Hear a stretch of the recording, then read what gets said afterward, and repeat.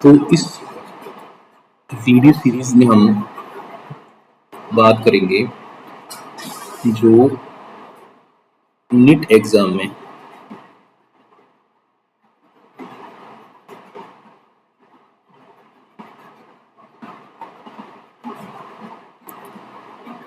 Previous years के जो questions हैं, इन क्वेश्चंस का जो कंसेप्ट है, उन कंसेप्ट्स को हम अच्छे से स्टडी करेंगे और इन क्वेश्चंस का जो सॉल्यूशन है वो भी इन कंसेप्ट्स को अच्छे से समझ के हम उनका जो सॉल्यूशन है वो डिटेल में समझेंगे। डिटेल सॉल्यूशन, ठीक है। इसके अलावा इन कंसेप्ट्स पे नए क्वेश्चंस कौन कौन से बन सकते हैं, इन क्वेश्चंस की भी हम चर्चा करेंगे और हमें एग्जाम में किस प्रकार से इनको सोल्व करना है तो वो भी अप्रोच हम स्टडी करेंगे।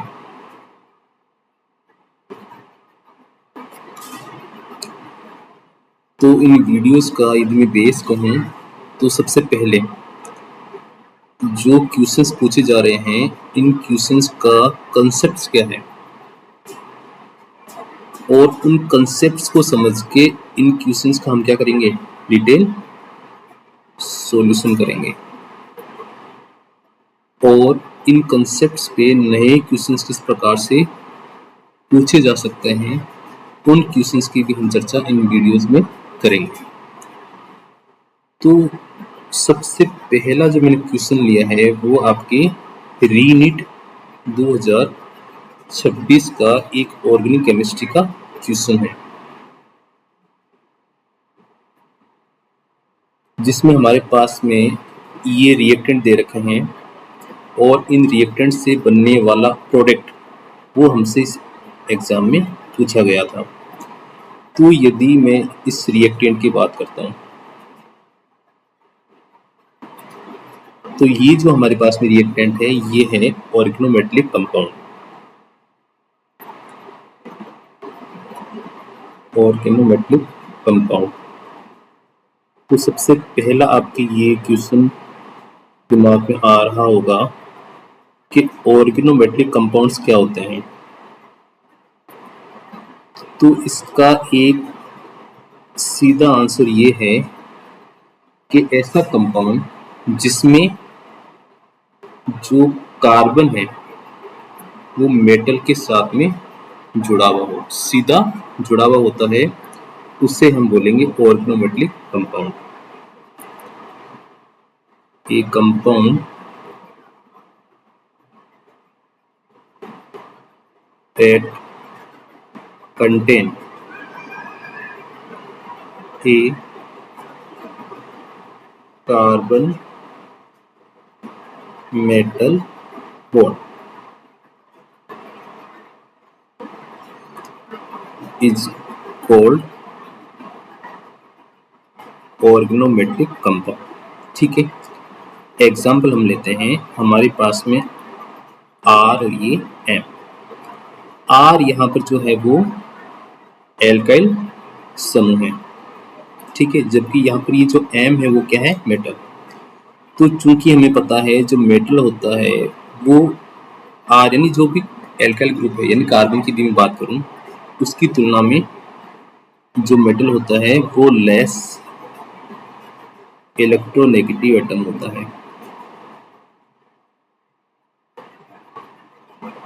इसकी वजह से यदि मैं इस बॉन्ड की पोलैरिटी की बात करूं, ध्रुवणता की बात करूं, तो इस मेटल पे पार्शली पॉजिटिव चार्ज क्रिएट होगा और इस एल्काइल ग्रुप पे पार्शली नेगेटिव चार्ज क्रिएट होता है। तो ये आपको ध्यान रखना है कि जो भी ऑर्गेनोमेटेलिक कंपाउंड्स होते हैं उनमें जो बॉन्ड पोलैरिटी यानी आर जो ग्रुप होता है वो पार्शली नेगेटिवली चार्ज होता है, और जो मेटल जो होती है वो होती है पार्शली पॉजिटिव चार्ज होती है। एक और एग्जांपल हम लेते हैं, हमारे पास में CH3 CH2 और यहाँ पर मैं कोई मेटल अटैच कर रखी है। अब यदि हम बात करें पोलैरिटी की, जैसे कि अभी हमने देखा था, इस कार्बन पे नेगेटिव चार्ज होगा और मेटल पे पॉजिटिव चार्ज होगा। तो ये जो नेगेटिव चार्ज वाला जो कार्बन है ये न्यूक्लियोफाइल की तरह काम करेगा। किसकी तरह काम करेगा? न्यूक्लियोफाइल की तरह काम करेगा। तो जब इस ऑर्गेनोमेटेलिक कंपाउंड की अभिक्रिया हम किसी इलेक्ट्रोफाइल के साथ करवाएंगे तो रिएक्शन क्या होगी?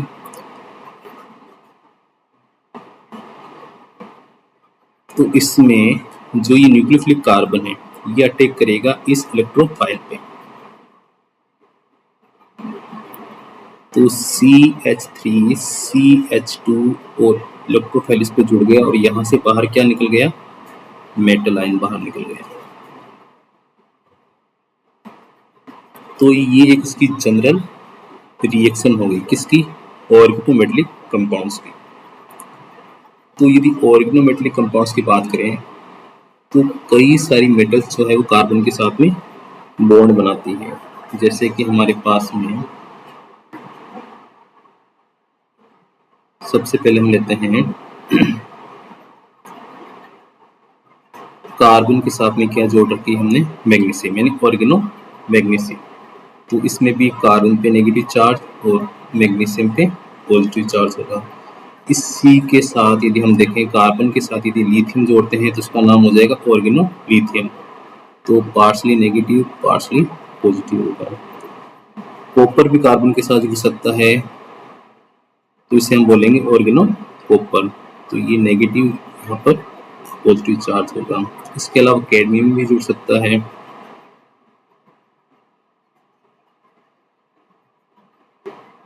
और जिंक भी जुड़ सकता है। ठीक है, तो ये कुछ एग्जांपल थे जिसमें मेटल जो है वो कार्बन के साथ में बॉन्ड बना रही है, यानी ऑर्गेनोमेटेलिक कंपाउंड्स के ये एग्जांपल हो गए। अब हमारे पास में जो इस क्वेश्चन के अंदर जो ऑर्गेनोमेटेलिक कंपाउंड दे रखा है वो कौन सा है, तो आपको आइडेंटिफाई हो गया होगा ये हमारे पास में कौन सा है? ऑर्गेनो मैग्नीशियम वाला ऑर्गेनोमेटेलिक कंपाउंड है। तो यदि हम बात करें ऑर्गेनो मैग्नीशियम की,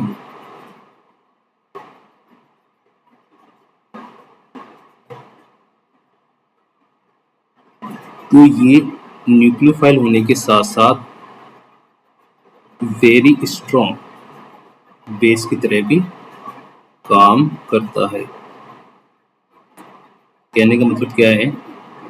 ये स्ट्रॉन्ग बेस की तरह में कार्य करेगा यदि रिएक्शन मिक्सर में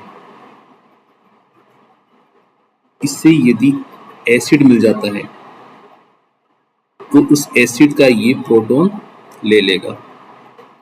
यहाँ तक कि जो वीक एसिड हमारे पास में होते हैं जैसे कि वाटर और एल्कोहल, उनसे भी ये प्रोटॉन एक्सेप्ट कर लेगा। ठीक है, जैसे कुछ रिएक्शंस हम देखते हैं। ये हमारे पास में एक ऑर्गेनो मैग्नीशियम कंपाउंड है। अब इसकी रिएक्शन हम करवा रहे हैं वाटर के साथ में। अब मैंने आपको बता रखा है इस पे नेगेटिव चार्ज होता है और इस पे पॉजिटिव चार्ज होता है।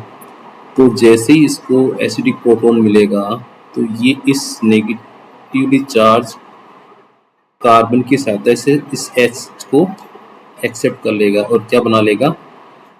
एल्केन बना लेगा। इसके अलावा क्या बनेगा साथ में? MgBrOOH। क्योंकि मैग्नीशियम बाइवेलेंट होता है तो Br पहले से अटैच था और इसके साथ और क्या जुड़ जाएगा? OH minus ion. ठीक है, ये तो वाटर के साथ रिएक्शन होगी। इसके अलावा यदि हम ऑर्गेनो मैग्नीशियम की रिएक्शन करवाते हैं मेथनॉल के साथ में, यानी अल्कोहल के साथ यदि रिएक्शन करवाएं तो सेम रिएक्शन होगी। क्योंकि एथेनॉल में भी इसके पास में क्या है, एक एसिडिक प्रोटॉन है। तो इस एसिडिक प्रोटॉन को ये जो एल्काइल ग्रुप है वो एक्सेप्ट कर लेगा और क्या बना लेगा, एल्केन, और साथ में मिलेगा CH3OMgBr। यानी कहीं से भी यदि इसको प्रोटॉन यदि मिल रहा है तो ये प्रोटॉन को एक्सेप्ट करके कोरस्पॉन्डिंग जो एल्केन की प्राप्ति हमें देखने को मिलेगी। ठीक है, इसी प्रकार यदि हम एक और एग्जांपल लेते हैं जिसमें जो ऑर्गेनोमैग्नीशियम कंपाउंड है वो रिएक्शन कर रहा है अमोनिया के साथ में। क्योंकि अमोनिया में भी एसिडिक प्रोटॉन होता है, तो ये अमोनिया के एक H को लेके क्या बना लेगा, CH4, और इसके अलावा क्या बनेगा, NH2 MgBr। तो यहाँ पर मैंने कुछ रिएक्शन लिख रखी है RMgX की, यानी ऑर्गेनोमैग्नीशियम की। सबसे पहले मैंने अमोनिया के साथ रिएक्शन करवाई तो क्या बन गया हमारे पास में, हुई एल्केन।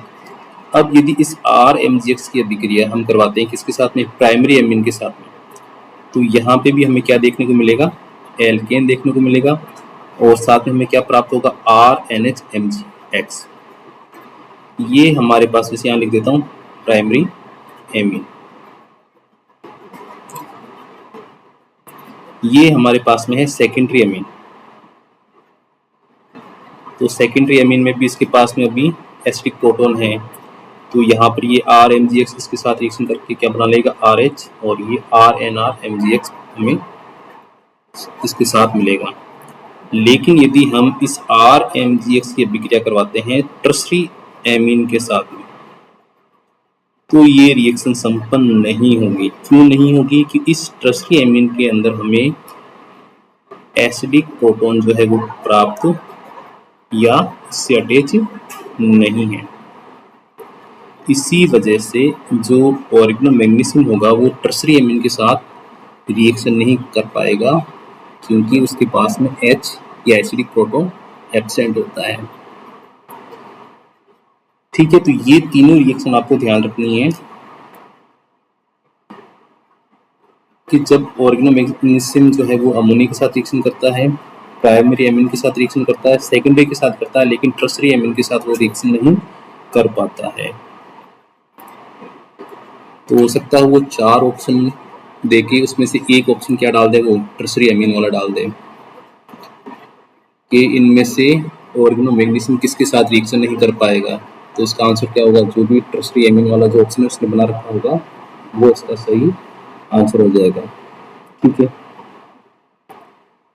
तो ये जो क्वेश्चन था ऑर्गेनोमैग्नीशियम पे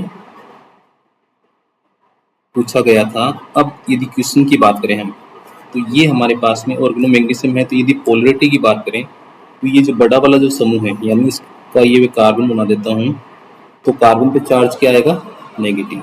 ठीक है, इस पे पॉजिटिव, और ये हमारे पास में क्या है, प्राइमरी एमीन है। तो ये जो नेगेटिवली चार्ज कार्बन है, इस एमीन के एक H को एक्सेप्ट करके क्या बना लेगा, साइक्लोहेक्सेन बना लेगा। तो इसका जो सही आंसर होगा वो कौन सा होगा, 4th वाला। तो आज की इस वीडियो में हमने चर्चा की कि ऑर्गेनोमेटेलिक कंपाउंड बेस किस प्रकार से क्वेश्चन पूछे जा सकते हैं। अगले वीडियो में हम किसी और क्वेश्चंस की डिटेल में चर्चा करेंगे।